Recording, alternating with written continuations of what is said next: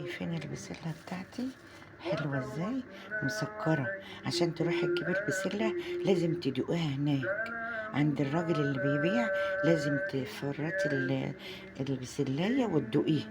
لقيتيها مسكرة هاتيه، لقيتيها مسخة ما تجيبهاش، مش هتبقى حلوة في الطبيخ، مش هتبقى حلوة في التقلية. افتحي البسلاية ودوقيها، دوقيها زي الفول الأخضر كده. لقيتها مسكرة هاتيها. دي معلومة حلوة قوي يا بنات، لأن أنا جربتها. أنا مرة جبت شكارة وجيت أفرطها، لقيتها طعمها مش هعمل فيها ايه، كان طعمها مش حلو في الأكل. دي علمتني بقى، جبتها زمان، علمتني ان انا قبل ما اجيب البسلة ادوقها الاول.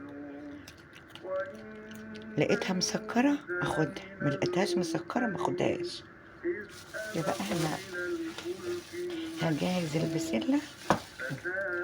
انا بعمل لكم كمية بسيطة عشان ايه تبقوا، عشان انا ما يعني ما اعملش كمية كبيرة مرة واحدة، اعمل لكم كمية بسيطة عشان اوريكم.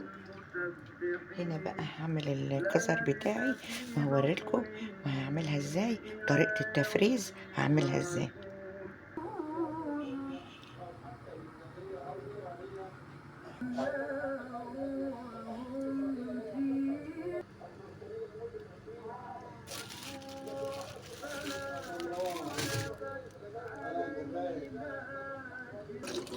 شايفين السبانخ؟ السبانخ الايام دي جميل. السبانخ تجيبيها كده وتنقيها وتغسلها حلوة قوي، تغسلها كم مرة عشان الرمل. شايفين سبانخ بلدي جميلة.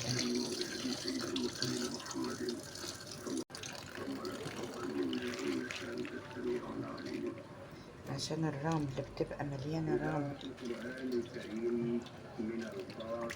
تجيبيها وتنقيها.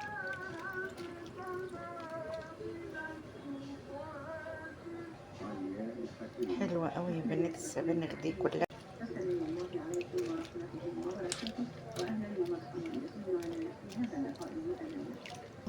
تنقعيها قوي في المية وبخل عشان الرمل اللي فيه.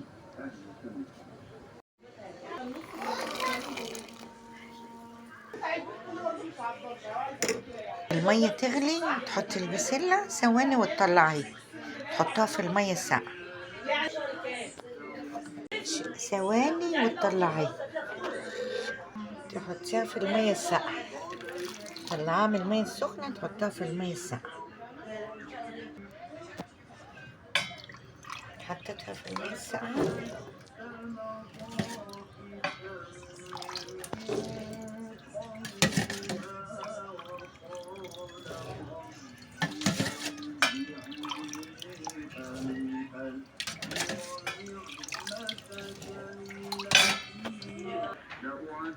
دي الجزر بتاع البسل، وفرزي وحطي في الفريزر.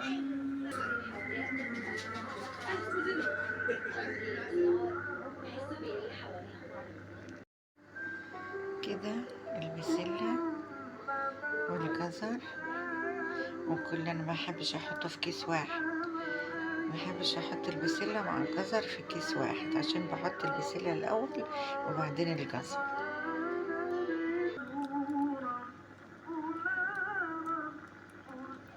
حطي بقى في الفريزر، حطي في كيس وفرغي الهواء وحطي في الفريزر. الخضرة بتاعت الكزبرة والبقدونس مش هحطها مع السبانخ، هحطها في كيس لوحدها. مع السبانخ هحطها في كيس لوحدها. كده غسلت السبانخ قوي كم مرة عشان بيبقى فيها رمل، وسبتها ما صفت ميتها وقطعتها. تحطها بقى في الاكياس وتفرزيها. بعد ما غسلتها وسبتها صفت من المية، وحطي في الأكياس وفرغي الهواء وحطي في الفريزر. حطيه في الفريزر كيس، وفرغي الهواء وحطيه في الفريزر كده. الجزر والبسلة والسبانخ كيسي بقى وحطي في الفريزر. الخضرة بتاعت الكزبرة والبقدونس مش هحطها مع السبانخ، هحطها في كيس لوحدها. مع السبانخ هحطها في كيس لوحدها.